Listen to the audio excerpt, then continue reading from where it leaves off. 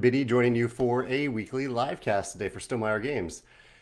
Biddy is very talkative this morning. I'm not sure what's up with him, but he has been inspecting the litter box, so we might see some action back there in the corner in the next few minutes.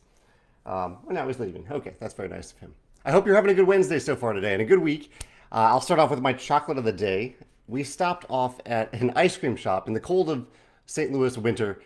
We went to an ice cream shop, and at the ice cream shop, they happen to have some fancy chocolate. And I love trying new fancy chocolate. And so we got this Markham and Fitz Southern Pecan 52% dark Nicaraguan chocolate with caramelized pecans and black salt. Really interesting blend.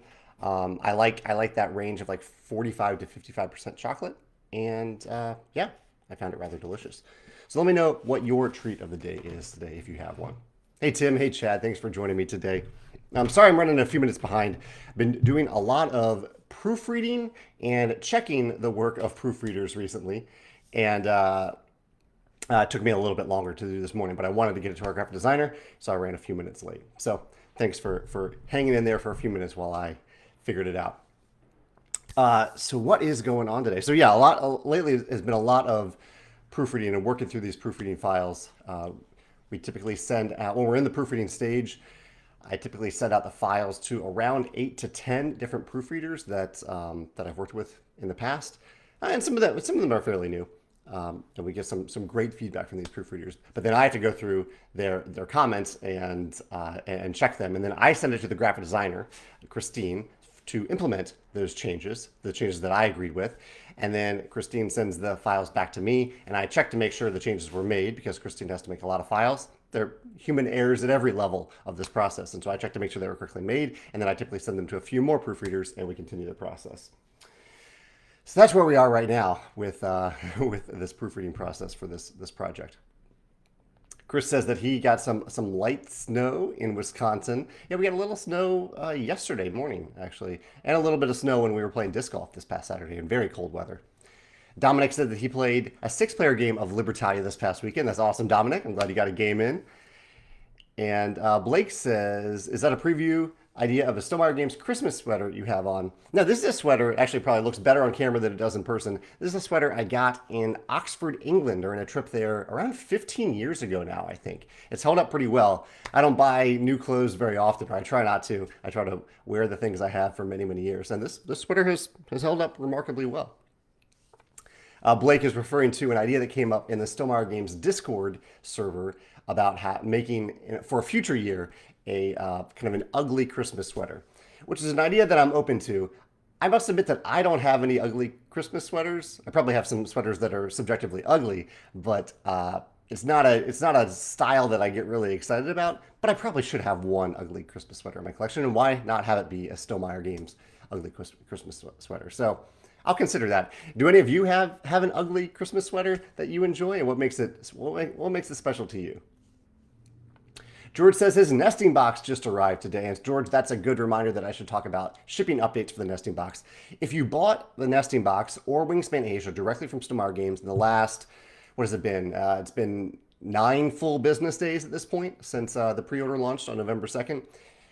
You probably, hopefully, got an update on Monday. If you didn't get that email, it means that either your order has already shipped, the notification went to your spam filter, or you're maybe looking at the wrong email address. I would say that last one is, almost every time someone emails me and says, hey, I didn't get a notification, it's because they used a different email address for the order than what they usually use to check their email.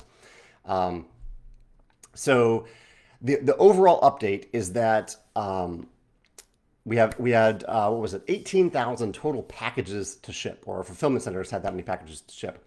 And our fulfillment centers in Canada, Australia, and the UK say that they are on track to get all champion orders out the door. I want to make sure I say this correctly, actually. So let me look it up and get it exactly correct. They're going to get them out the door in time. Actually, I'll pull it up. Let me say it exactly correct because I don't want to mess this up. Here, I'll pull it up. I have a link on the nesting box page of our website. Probably should put it on the Wingspan Asia page as well. Okay, so in Europe, Canada, and Australia, and New Zealand, 6,000 total packages. All non-champion orders are projected to ship by November 23rd. And all champion orders should ship this week. In the US, there were 12,000 total packages from just one fulfillment center, and they're on track to ship all champion orders by November 23rd. That's right before Thanksgiving. And then all non-champion orders, we are hopeful that they will ship by November 30th. I think it is quite possible it will go through the end of that week, because November 30th is a Wednesday, so a couple other days that week, I could see it going to the end of that week. That is the current projection, but 18,000 packages is a lot. Obviously, that's a lot for people at these fulfillment centers to ship through, and they are working as fast as possible, and we will keep you updated if it takes longer than that. I'm going to scroll back at a few questions I missed there. That is the fulfillment update. Oh, Joshua says that, he said, congratulations to Stonemaier for being voted best publisher by the people last week. Yeah, it was quite an honor to hear that. I had no idea that such a vote was happening, but after that video went live, a few people mentioned that, and I'm really honored. Like, our whole goal here is to bring joy to tabletops worldwide, and if that inspired you to choose Stonemaier Games as your favorite publisher, thank you so much. I really, really appreciate that. We do this for you, and I know we can't make everybody happy, but I really do try. So yeah, thank you. That meant a lot to me to see. Travis says, is there a video made by fans or others that guides or overviews the transition from all Wingspan into the nesting box? I'm not aware of a video yet, Travis, but there is a chart on the back or the underside of the nesting box, the box lid, not the whole box, the lid, that shows you where we suggest that you might consider organizing things. But there are also some posts that I've seen in Facebook about different ways that people are organizing the box. I love how modular it is. People can organize it in different ways. And there are some videos linked on the nesting box page of our website that talk about unboxing. I think there might even be a reboxing video. Let's see if there is, because that might address what you're talking about there. Let's see if there's a reboxing. There is. Long Distance Gamers did an unboxing and a reboxing video. So that reboxing video may include all Wingspan content. Feel free to check that out. Chris is here. Hey, Chris Goodlet, thanks for joining us today. Gerald says, do you ever think about, sorry, Facebook scrolled right past it. Do I ever think about doing what Z-Man does with Pandemic, retheming one of your games with 1 to 2 rule tweaks, like Pandemic Cthulhu, Pandemic Fall of Rome, etc.? My thinking is I'm open to spin-offs of our games or sequels of our games. But 1 to 2 rule tweaks, which I don't even know if that's completely accurate for those Pandemic examples, but 1 to 2 rule tweaks doesn't seem like enough justification to me to make a whole new version of a game and ask people to be interested in that or ask people to consider it. So while I'm interested in spin-offs and sequels for certain circumstances, and while I want them to be very familiar to people who already know the core game, I would also want there to be fairly substantial mechanical, or at least a big mechanical and thematic hook that is different from the original. Yeah. John says he played Wingspan with all the expansions yesterday. The new birds add some interesting new approaches. Glad to hear that, John. Thanks for sharing, and thanks for playing right away. Nathan says that he's also waiting for his nesting box, but he's enjoying the new promo realms, the most recent promo realms. Nathan, I appreciate the cue there. This week's promo realm live play will be today. In fact, I'm pretty sure it's today. Let's see. Yeah. So I'm aiming for 3 o'clock Central Time, St. Louis time, today, tomorrow, and Friday. So Wednesday, Thursday, Friday. So feel free to join me in the Rolling Realms Facebook group for that if you're interested. And then I'll put them on YouTube afterward if you want to join in afterward. Oh, you can also watch the video in the Facebook group at any time. The video should save there. Hey, Tim, good morning. Barry said that he just played the new duet mode of Wingspan Asia with his wife last night, and they both really enjoyed it. Love the new decisions to go along with the duet board. Really nice addition to the viticulture world. I'm glad you enjoyed that, Barry. I really, really love that duet mode that Elizabeth created. George says, any recent podcasts or interviews with you to share recently? I'm trying to think if I have been on one. The closest thing to that is my video this past week was with a fellow podcaster friend whose podcast that I've been on a few times, the Your Tech Report podcast, and that is the Mitchell Whitfield podcast. It's also, I believe, a Sirius show. It's on the Sirius FM radio network. But Mitchell joined me for his top 10 list on my YouTube channel this past weekend. So you can see that on Sunday. So it might feel a little bit like a podcast because Mitchell's doing a lot more of the talking than I am, which is great because Mitchell's far more interested than I am. And so, yeah, feel free to check that out if you're interested in hearing a podcast style. But I can't think of any other podcasts that I've been on or that have gone live with me in the month of November. Yeah. Dominic said that he was pleasantly surprised that the nesting box included a new bird feeder. Yeah, we have heard enough from people who have played Wingspan many times who said that either their bird feeder has worn thin or worn out, or that when they originally tried to construct the bird feeder, they broke it and they just gave up on it and maybe just made the tray part of it. And so we tried to make the instructions and some of the cut lines a little bit more intuitive. It's essentially the same punch board though with some very small changes. And we just figured, we're including this giant box. It doesn't cost that much more for us to include a few punch boards in it. So we did. So yeah, I'm glad that was a pleasant surprise, and hopefully it's easier to put together this time. George says, what are the latest Kickstarters that you're backing? I feel like I backed a bunch last week. And, man, I was really tempted to back the Oath Sworn Kickstarter. That game has fascinated me, but I ultimately decided not to. It was really tough because it was a game that I liked the idea of the game. I like the sound of the creator. It's a fellow Jamey. I want to support the Jameys of the world.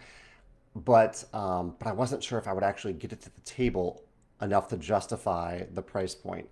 I will probably regret it, but I don't think I've ever spent over $100 on a game, other than maybe Role Player Adventures. I think shipping took me over $100 on that. There might have been a few since then. Definitely not over 150. So the ones that I have backed lately, I'm currently backing Chicken. I'm backing Soul, SUL. I'm backing Race to the Raft. I think that campaign may have finished. And I backed the Role Player Adventures reprint/expansion campaign, not for the reprint portion, but for the new expansion. What are you all backing right now on any crowdfunding platform? What have you pre-ordered that you're waiting for? That's the tougher thing for me to keep track of. What have I pre-ordered that I'm waiting for? It's easy to see on GameFound or Kickstarter what I've ordered and what might be incoming, but elsewhere is a little bit more difficult. And I wish I had a better way of tracking that. How do you all track that? If you've pre-ordered from different publishers, different things, like I know that I pre-ordered Clank Catacombs a while ago. I feel like there are other things, but I've forgotten things that I've ordered directly from the publisher. But yeah, how do you keep track of it? Did you create a Google Doc? Is there a way on Board Game Geek to keep track of all the different things that you've backed that you're waiting for? Maybe I could just create a geek list on Board Game Geek. But I wish there was a consolidated way to keep track of all that information. Allie says the digital versions page for Red Rising says a full AI digital version is in the works. Is that still the case? That is, I'm glad you mentioned that, Allie. That is not still the case due to lawyers. Unfortunately, in our contract for Red Rising, the original contract, we weren't able to actually get the rights to digitally make a version of the tabletop game. And yeah, I'm going to the digital page so I can update that. And when we tried to talk about, how well the game has done, how we want to make a digital version of it now, the legal team behind Red Rising, not Pierce himself. Pierce, I think, would be more than happy for us to make a digital version of the tabletop game, but the lawyers said they will not give us the rights to do that. I suspect the silver lining to that is that I suspect that Red Rising has signed some sort of a production deal for TV or movies, probably TV, probably a streaming series. So that would be wonderful. I would love to still be able to make a tabletop version of the digital game or digital version of the tabletop game, but currently we are not allowed to do that, and I don't really see a hope in doing that. So I will remove that from the page, Allie. Thank you for mentioning that.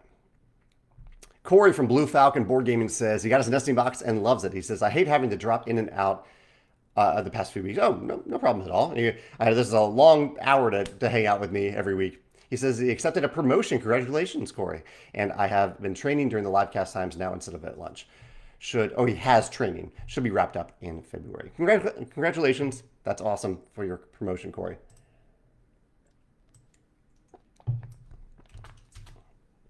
What else is going on? I'll keep scrolling down looking at, in fact, I'm behind on questions, so I will catch up on those a little bit. Murray's joining us from the UK. Carl says he played Duet Against the Automa and really enjoyed it. And he's hoping for more expansions under the Christmas tree this year. Christoph says he can't wait to have Asia and just got his sleeves for it. Just got their first snow in Quebec. And Tom says it's his birthday today. Happy birthday, Tom. That's awesome. And he also got his nesting box dispatch notice today. That is wonderful. And a separate order for Fenris and Tuscany. We got multiple order confirmations today. That is wonderful to hear. And happy birthday to you, Tom. I hope you have a fun day. What are you doing on your birthday to make it special this year? David says that he's really excited about Unconscious Mind on currently on Kickstarter. A game that looks really, really cool. Maybe a little bit too heavy for me, but one that I will want to try to play when it comes out. And he says the designers indicated that they continue to make some fairly substantial balance/gameplay changes. That was similar to their previous Kickstarter, Endless Winter. What do you think of kickstarting a game that is 70 to 80% complete? It isn't something that I would. It isn't something that I advocate because I think it adds a lot of uncertainty to the timeline. There's a lot more certainty if you go into a Kickstarter with 95% completion, knowing that with almost full certainty that you can press print within a month or so and that you can move forward with the project.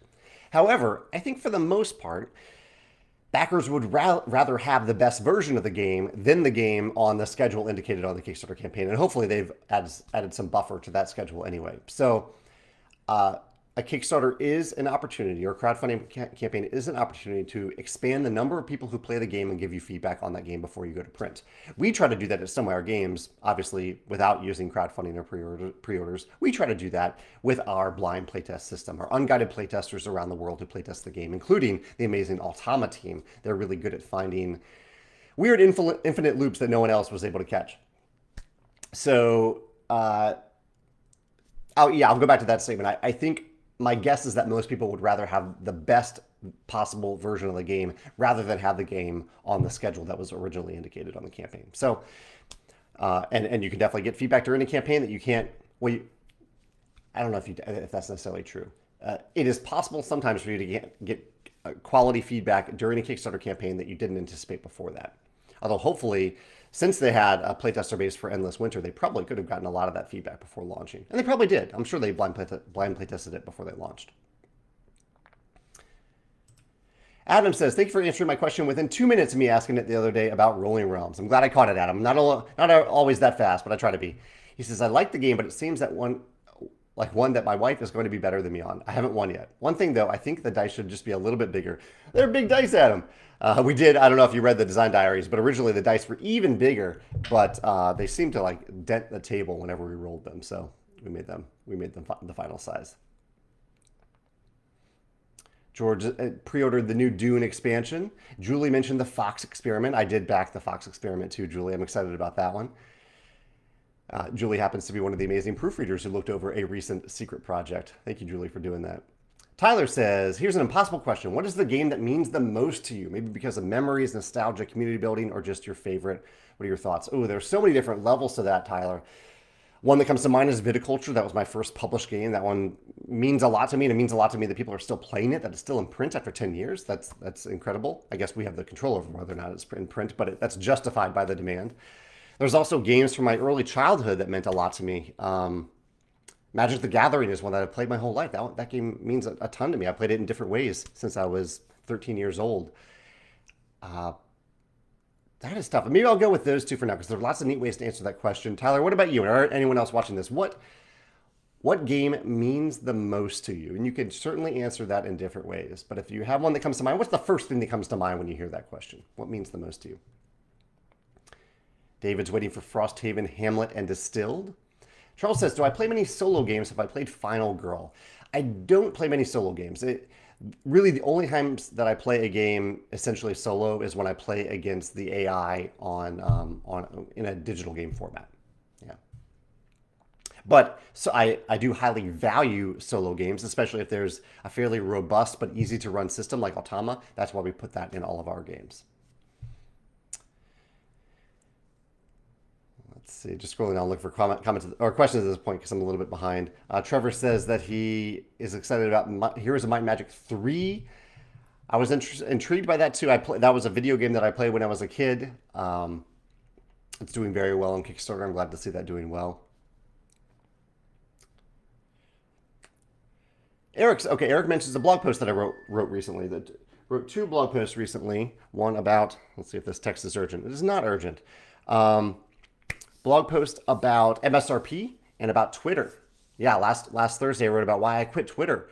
A lot of that came from actually a conversation I had live with many of you a few weeks ago when I was processing whether or not I should even write about that. Thank you for being a part of that conversation. And then on Monday of this week, I wrote about the concept of MSRP and pricing, how to price a product. There are a lot of variables that go into that formula. So Eric says, what kind of cost and fees did the nesting box incur?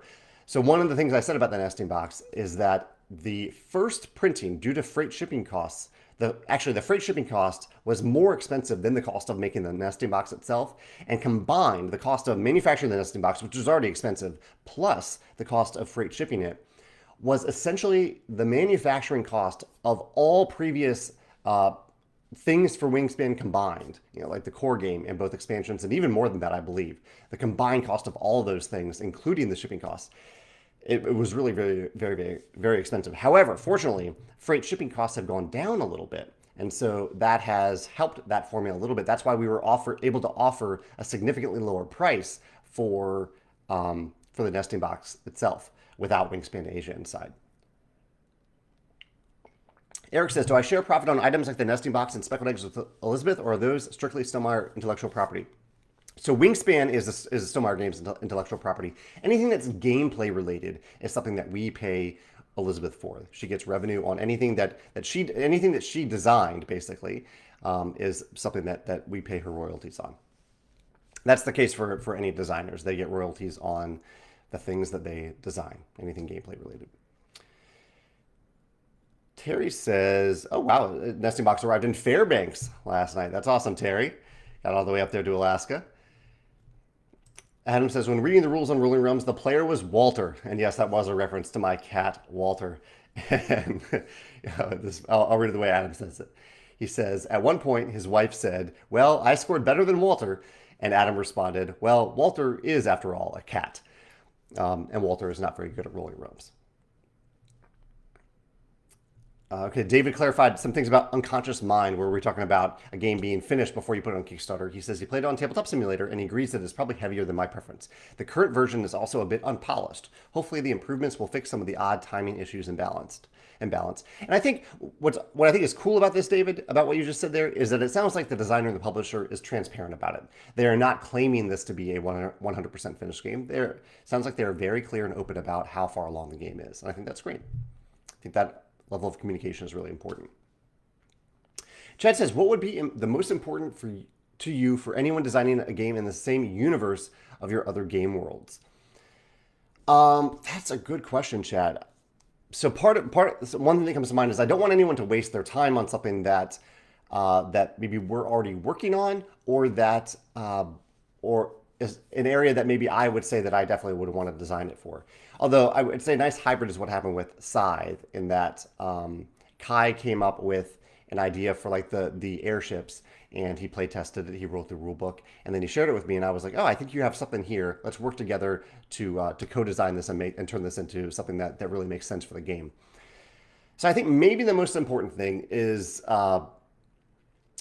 that you're open to the possibility that it will just be a fan thing that is out there for people to try, and it won't ever become an official thing. Because I think that's very likely.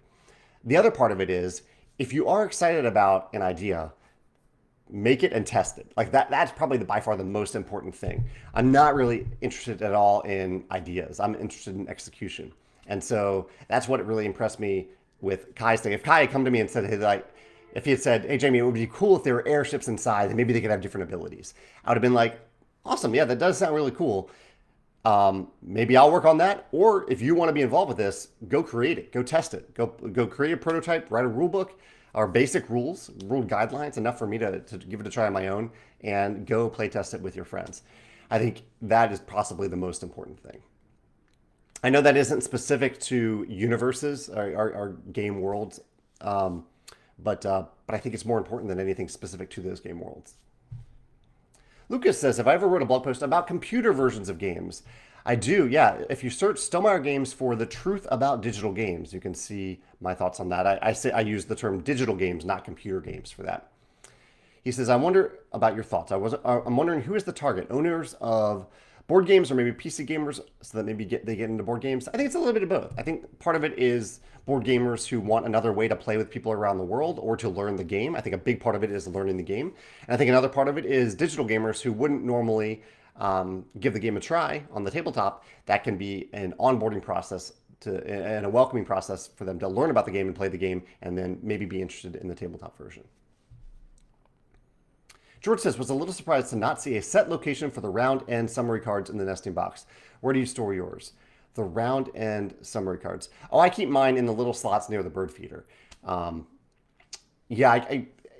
As I said, the nesting box is modular. There needs to be space for different things. The size of that summary tile, it's a tile, not a card, might change over time. And so we couldn't have a very specific slot for it. Rather, I think it fits in well with the slots that are primarily for Automa and bonus cards near the bird feeder. But again, you can put it wherever you want. That's up to you.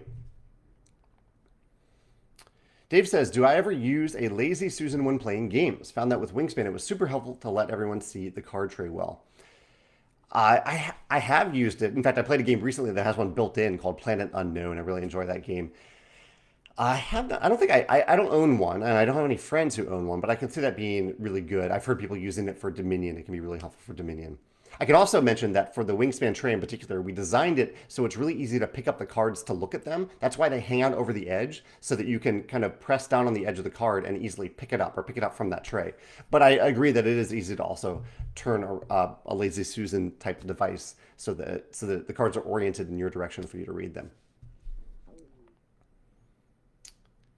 Sky says, speaking of Rolling Realms dice, would you consider selling extras of the dice on your store? I would consider them being really useful in other games when you roll a die that the whole table needs to see. And that's the goal of it, Sky. Yeah, absolutely. They're big dice that are visible across the table. Sky, it's a great question. We do offer some items a la carte on our web store.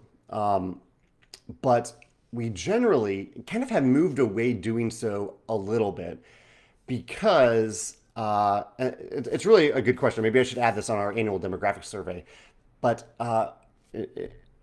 it's logistically difficult to coordinate because we have 4 different fulfillment centers and the replacement parts all go to one fulfillment center where we have a helper who goes to that fulfillment center. It's the one here at the warehouse here in St. Louis. And they kind of have to separate those parts and then send them to the Canada, Australia, and European fulfillment center. And then we have to list it. We have to try to keep it in stock. And these are items that don't have barcodes or SKUs associated with them. We can assign a SKU, but we don't typically label them with barcodes unless it's something that we're making at scale for that purpose.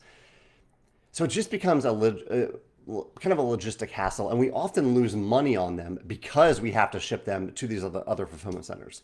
So it is tough to sell those a la carte items. But I think what I'll do, Sky, I'm glad you brought that up, on the demographic survey, I'm going to make a note here. I'm going to ask a question to see if there are any components in our games that people really want to buy a la carte that we currently don't offer. And if there is enough demand, then we could consider doing that, especially maybe starting at our factory. We can pre-package them for that purpose. That would make it a lot easier. Yeah, so thank you for that question. George says, any more Stonemaier game surprises before the year ends? He says we should continue to celebrate the 10th anniversary in style.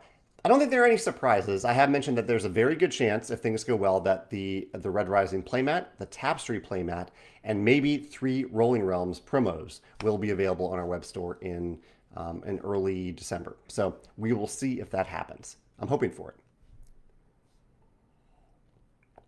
Tony says, have I seen Black Panther yet? The Wakanda Forever? No, I'm very excited to see it, but I have a very busy week this week, and I was hesitant to see it on opening weekend. I kind of want to wait until we can take off our mask a little bit in the theater to eat some popcorn, but mostly keep the mask on. So we're waiting until it's a little bit less crowded in the theaters. Pete says, hey Pete. Pete says, when and how do designers typically get paid by publishers? Is there a payment up front for design when it's signed or being developed, or is it typically based on sales? I'm sure it varies. Pete, there's an article on my website about this. Search for designer contracts on our website, and you will see an in-detail article about it. A very brief answer to that is, I think most publishers pay quarterly. At Stonemaier Games, we pay designers once a month. We base that payment based on revenue earned. And so if someone buys a game for $50 on our web store, $50 is the revenue. If a distributor buys the game for $20 is the revenue. And we pay a percentage on whatever the revenue is received to the designer. Typically, that percentage is it can range from 5 to 10%. Usually for a single designer, it's 7%. If it's maybe a team of 2 designers, it might be 5% for each of the designers, 4 or 5% for each of the designers. Is there a payment up front? Yes, there is an advance payment. Typically, there's an advance payment up front that counts against the future royalties.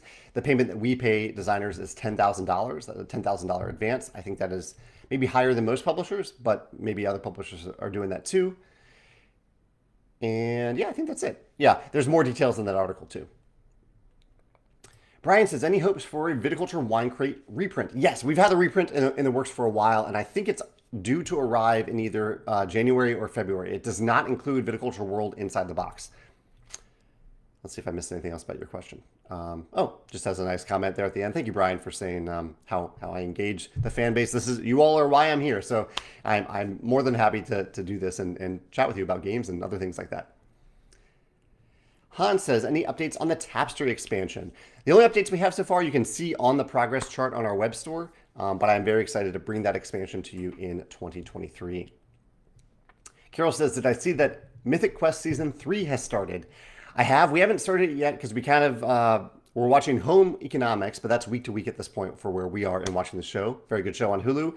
And we switched over to watching Blockbuster on Netflix, which we're probably going to watch all the way through the first season before we go on to another show. And that other show will probably be Mythic Quest. Looking forward to continuing that journey. We're also watching Andor tonight. I'm loving Andor. And we're watching For All Mankind. So a few shows set in space right now.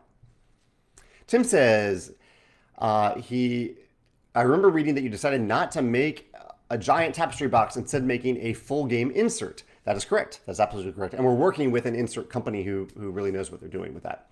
He says, thank you. That's good to hear. A lot of people, when people mention this, they say, I wish you would just make the big box. But I think the Tapestry box is big enough. And our polls indicated that more people wanted us to make a comprehensive insert than a big box for Tapestry.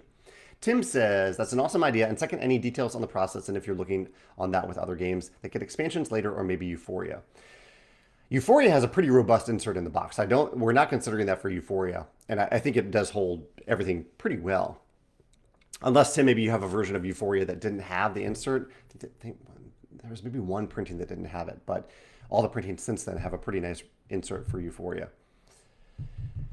He says, any plans on for the Euphoria base game? We don't have any plans really for that, and currently I don't think there's even enough demand for us to reprint Ignorance is Bliss, the expansion. We might consider that someday in the future, but currently there isn't enough demand for us to do that. That's a good reminder for me to say that if there is a product that you want that is out of stock in your region, please enter your email on the back in stock form. Only enter it once if you can. If you forget, it's okay to mention it, to add it again in the future. But we really do take that data seriously. We looked at that data. If there's a product where only 10 people say, I want you to reprint this, that is not nearly enough justification for us to reprint it. But if there's 300, 400 people, 500 people, that tells us, hey, there's enough interest for us to actually remake this thing or reprint this thing.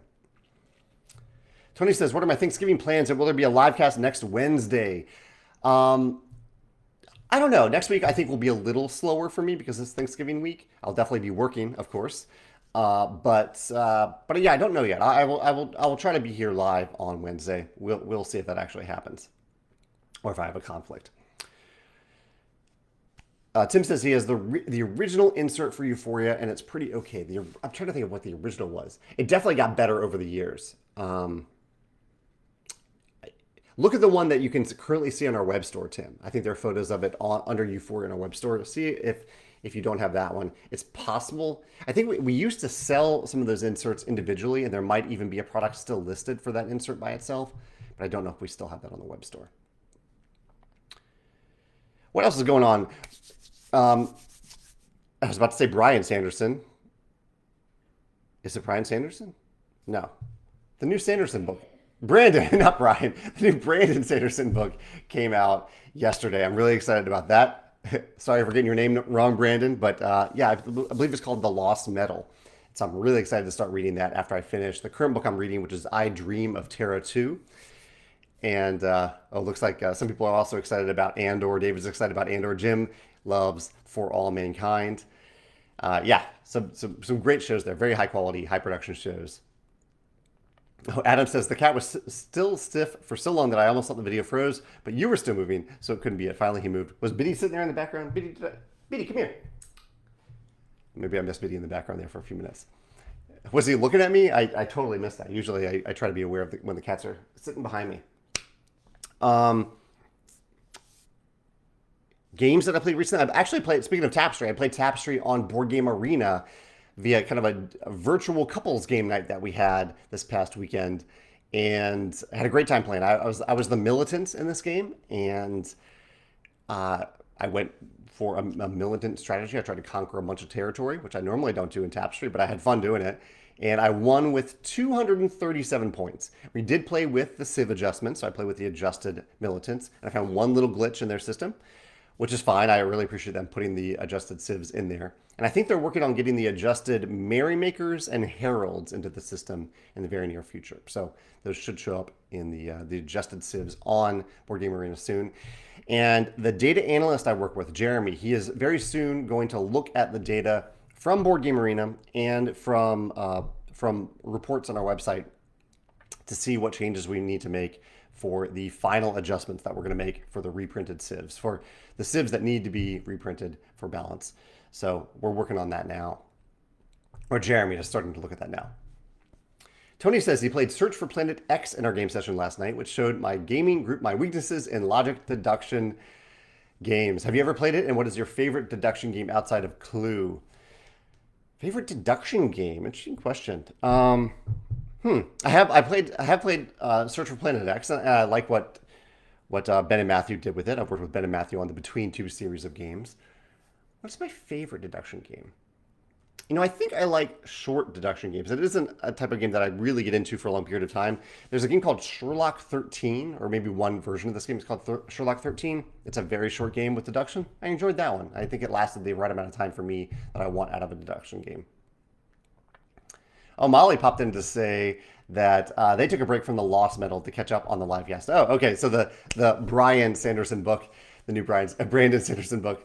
I'm glad to hear that you're enjoying that. Or I hope you're enjoying it, Molly. You didn't say that you're enjoying it, but you say you're reading it. I'm so excited to get started on that soon.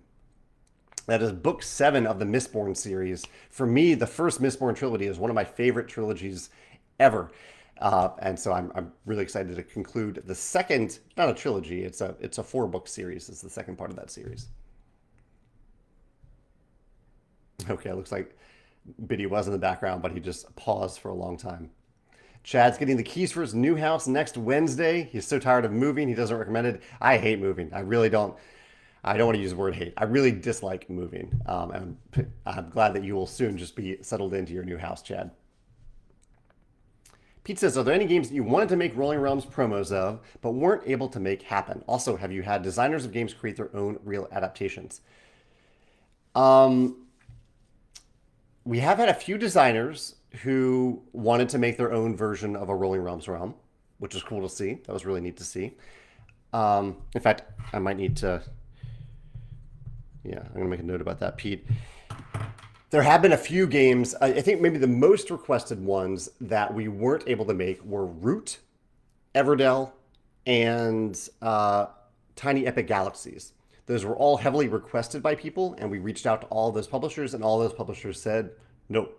So we weren't able to make those realms. But we do have plenty of other publishers who saw the value in it, see that it's very little work. We pay them $500 for doing nothing, and we're making realms for those games.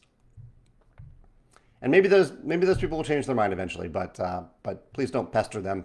They made their decision, and I respect that. Tim says his friend Danielle Standring did a TikTok about the digital board game system Game Board. Is Stonemaier Games already part of it, thinking about it, or not aware of it? I think Game Board has reached out to us. I don't think we've done anything official with them yet, but nothing that I can think of off the top of my head, Tim. But I don't know. It's the type of thing where I'm open to it if the rights that we've signed with other digital creators don't conflict with it, if it's not exclusive, that sort of thing. Yeah, I'm open to it. Did some playtesting recently too. Playtesting a few games from other designers that are in process at Stonemaier Games, along with all the proofreading for a game that's moving along quite well, or a product that's moving along quite well. Talked about shipping updates a little bit earlier. You can go back to maybe minute 5 or 10 in the video if you're curious about that. Or I'm happy to answer questions if you're tuning in a little bit later in this live cast. I think that's it for the topics that I had to cover this week. Oh, the other game that I played again, I played Trick Takers again. Thanks to Pete, who's in the comments here. I played a trick-taking game called Trick Takers. It's an asymmetric trick-taking game that Pete brought to game night last week as well. It's a little bit hard to get, but if you go to Cloud Cap Games, it's a local store in the Pacific Northwest of the U.S. They seem to be able to get their hands on this Trick Takers games that's from Japan. So if you love trick-taking games, it's a really, really interesting game. It doesn't always work because the asymmetry works together in different combinations in different ways, but it's really interesting to play.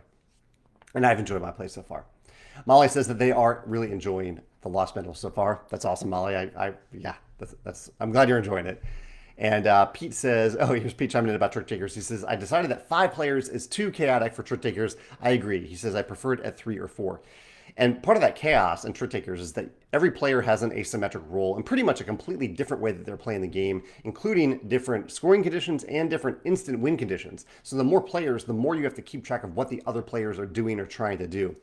I can totally see that. I think 3 might be the sweet spot for me. The other side of that is, and I think this is a big asset for the game, but it adds to the complexity, is that you aren't choosing a role for the entire game. You're choosing a role for that round. And so throughout the game, you might take on 3 different asymmetric roles, which is great. It gives you variety. It means that you don't have to wait to the next game to try a different asymmetric role. But it also means that you're constantly juggling your priorities and the other player's priorities. So the higher the player count, the more difficult it is to keep track of that.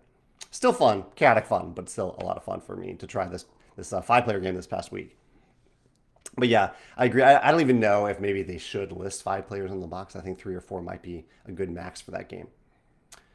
George says, are you watching the Amazon Lord of the Rings series? What are your thoughts?